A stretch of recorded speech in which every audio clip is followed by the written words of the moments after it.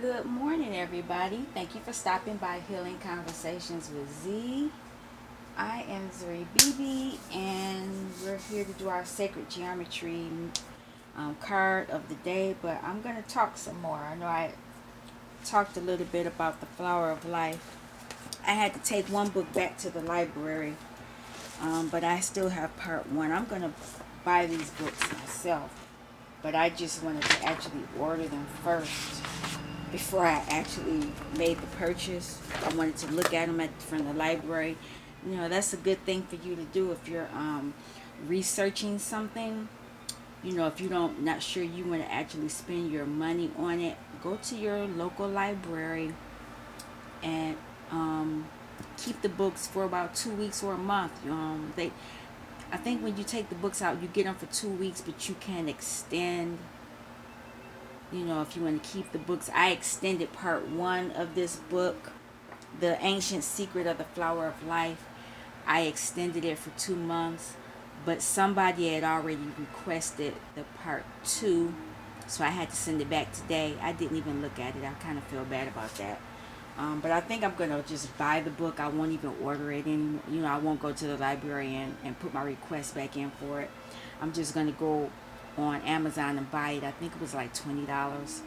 And I think part one was under $20 as well. It's always good to have a hard copy, you know, because a lot of times people will say, where you hear that from? Where you get that from? And if you say, I have the book, I got it from the book, you know, that gives you a little bit more leverage. Whereas sometimes you don't even really have to prove things to people. But I'm saying that because I have another book that I think goes hand in hand with this Flower of Life book, but I think I need the part two of it. I think the part two will get me into being able to gradually get you all into the conversation of part two, which is pretty deep and very interesting. And I won't even name the time. I don't even know if that book is in print anymore. I think I got it the last time it was. They reprinted it. And anyway, let me get off of that subject because that's a whole nother conversation in itself. It's something. But the last time that I spoke with you all, I was talking about. Let me back up. The male, the how the male masculine sees things and the feminine. What is it called? The right brain reality and the left brain reality. The right brain reality controls the left side of the body, and it's our feminine side. Is where our psychic and emotional aspects live, and is knows that there is only one God. Whereas the left side of the brain is very logical. Let me find it in my notes. Very logical.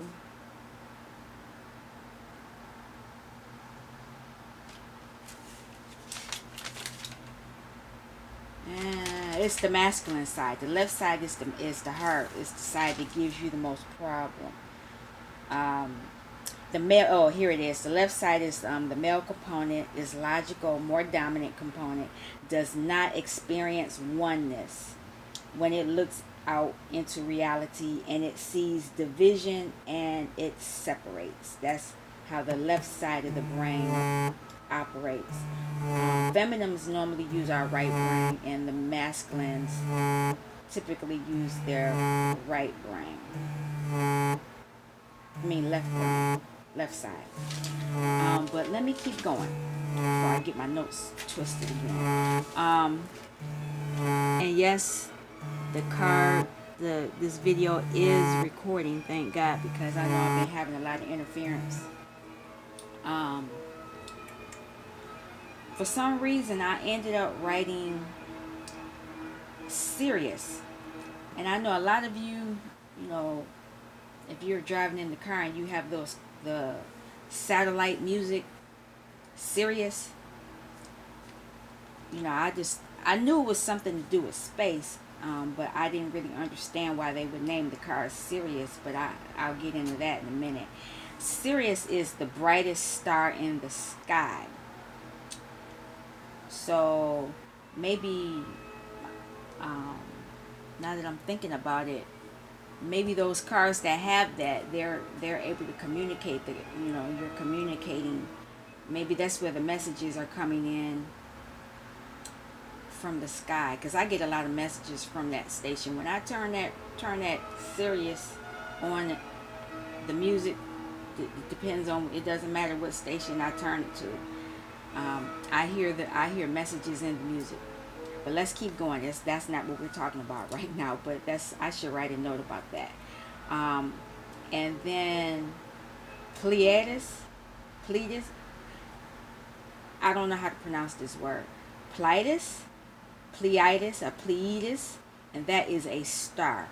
I wrote that down. Um, then I wrote about the Akashic records. The Akashic records is anything that occurs forever in vibrational form. Yes, so everything that you've done or everything you've experienced, everything that is in this Akashic records.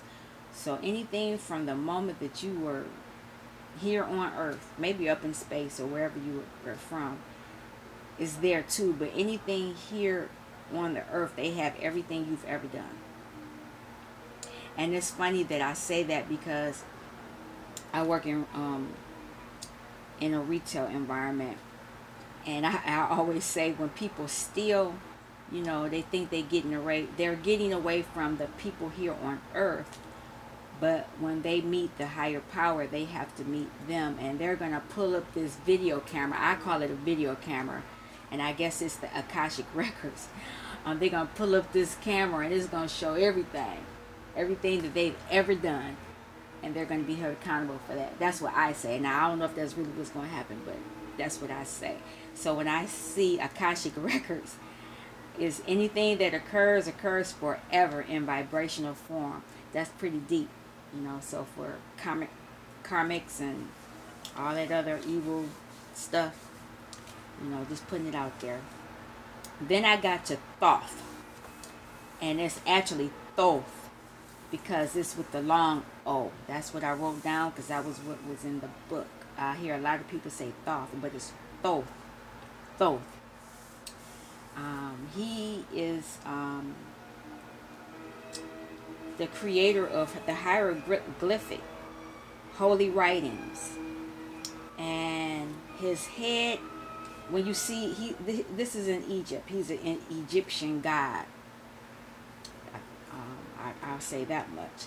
And when you see the pictures of him, if you've ever seen Egyptian painting, writings on the walls, and they show those pictures and things, his head is shaped like a bird. That's how you know who he is. He has that head that looks like a bird. And he is the person that introduced the writing to the world. And normally when you see him, he's holding an ankh, which is a symbol for eternal life. And I wrote something else. There is an electromagnetic energy field surrounding our bodies shaped like the ankh. So we have this shape. I think I have a picture of him. I'll pull it up and show it to you. The remembrance of it, according to the Egyptians' point of view, is the beginning of our returning home to eternal life and true freedom. Wow. So something about that ankh is going to get us back home. And I do have a picture of him. I'll actually show the picture they had in the book. Wow, I just saw something else interesting, but I'll get to that in a minute.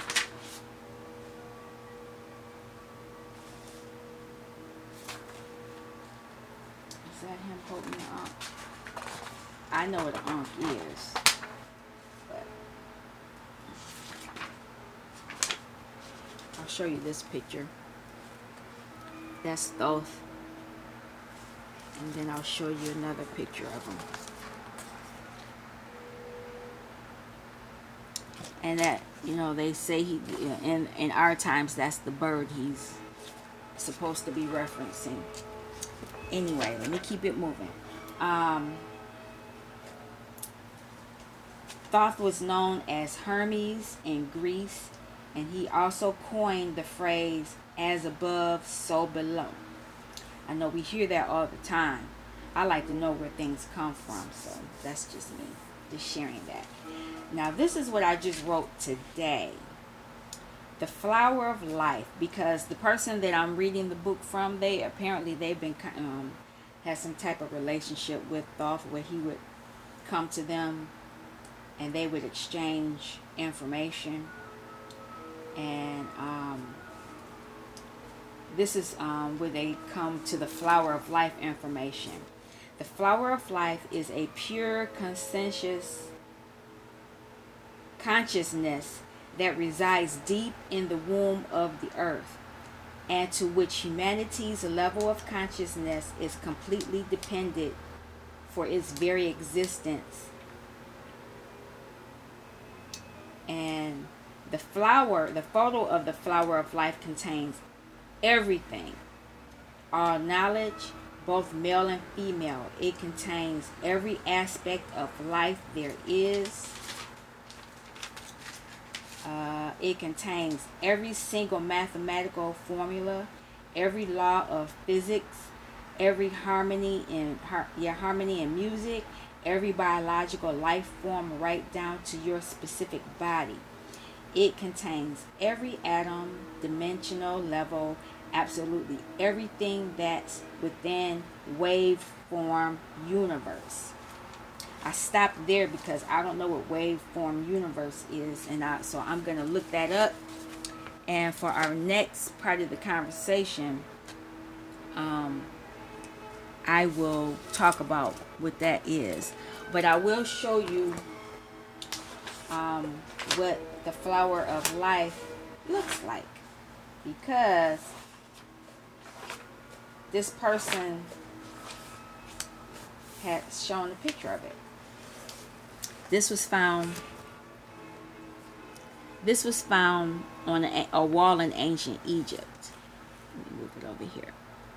And that is the flower of life. And actually, I think I did pull that card one time before for us while we were doing a reading, which I thought was pretty interesting. It's kind of interesting to know that the flower of life has everything, everything. Well, the Akashic Records has a record of everything, but the flower of life contains everything from everybody. It's interesting. This is where we come from, who we are. It's the beginning of it anyway. I'm not sure if you can hear the music that's playing in the background because I have the fan going and I have a window open, which is totally ridiculous. But anyway, it was kind of stuffy in here, and then I decided to open the window. So hopefully you can hear my voice over this music. I like the music. It actually settles my mind when I do readings. I'm going to be adding another thing that I'll be sharing with you all, because when I do this sacred geometry readings, I do these readings there to help us get into union with ourselves. It's you're understanding the relationship you have within yourself, so that you can manifest things and actually understand your relationship with and to others as well. I found I didn't find it, I was directed to another deck, and it's about relationships, and I kind of went through the cards, and I might share one a day, which should be interesting, something that you can meditate on for the day, as far as knowing who you are and how you relate to people, and how your mindset, how you get to thinking the way that you think, and maybe to help you deal with your inner child, because a lot of people are still not working with your inner child. I'm still working with mine. It's a lot. It's just a whole lot. And sometimes, the things that come up you don't want to deal with, but you got to deal with it. But dealing with the sacred geometry will help you in a sense, because this is telling you all the way from even before you know, gives you an understanding, or a basics of understanding, because I'm only giving you surface level information. I'm not really going really within. And it's amazing as when I do these cards, these readings, I actually learn more. I'm learning each time I pull out these cards. I'm learning more. I'm gaining more knowledge as well. All right, let's see. I think I'm just about done shuffling. What is the sacred geometry message of the day for us? There we go. Seeing that's it. All right. I'm asking the angels, Archangel Michael and Metatron, and to be specific, to cover us while we do our readings. Let our ancestors come and guide, the words of my mouth. May the angels protect me. May the fairies come and sit by and hold space as well. And all the other ascended masters and other helpful tribes come to help. We don't need any demon spirits. We want to keep them out. Let them go back from whence they have came. We don't want them here in this space. So be it. All right. What is our sacred geometry word message of the day? What is our sacred geometry message of the day? There we go. Infinity. Let's see what it actually says. When people say infinity and beyond, that means forever and ever and ever. That means, when I see this, that means it's going to go on forever. And even forever, non-stop. It's just going to keep going. And then there's the spiral. It's just keeping going. And when I see this spiral, that is the Fibonacci spiral. That's part of the flower of life too. I guess I'll get to that eventually. I'm speaking all these words, and it's funny because I used to have a wallet when I was an iPhone girl. I'm not team iPhone anymore, but when I was team iPhone, there was these phone cases that I loved. They were the Fibonacci. It was something about the Fibonacci. They were gorgeous. I ended up giving them to my sister because she's team iPhone now. I'm team Pixel. But anyway, let's see. 53 is infinity, beyond measure. This card represents the balance of all expressions of consciousness. It is unbroken wholeness and flowing movement. It is both an inner and an outer journey. By pulling this card, you are pulling your attention toward the infinite nature of reality. The possibilities of what exists beyond the known are beyond measure. You are beginning to accept that there are dimensions beyond the physical that exist simultaneously with third-dimensional reality. From these parallel realities come information and wisdom that will change the face of your life. As a seeker, you are on a path that will unveil ways you may act in accord with this information. That will unveil ways you may act in accord with this information. Listen to the wisdom of your heart, for it is compassion and heart wisdom that holds the key to unlocking these mysteries and changing the course of events that would seem to be bringing humankind to the brink of destruction. Each action you take, each thought, each emotion affects the continuum. Act from a place of hope and clarity of intention, knowing that every vibration of love you send into infinity will encounter and dissolve anger and violence. Each intention of healing will erase pain. Each vision of an enlightened future will help avert apocalyptic predictions.